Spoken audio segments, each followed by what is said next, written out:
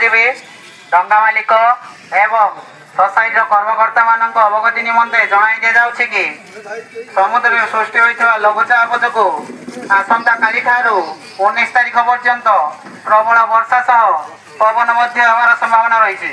सेथिबाई आसंता 19 तारिख पर्यंत समुद्र मध्य को माछ धरिया पाई जांतु नाही एवं निज निज डंगा और जाल को सुरक्षित स्थान रखिबा सह निजे मध्य सुरक्षित स्थान रे रहंतु। धन और जीवन सुरक्षा निमंते यह पालन करने अत्यंत जरूरी अटे। सहकारी मत्स्य अधिकारी सामुद्रिक संप्रसारण चंदनेश्वर। धन्यवाद।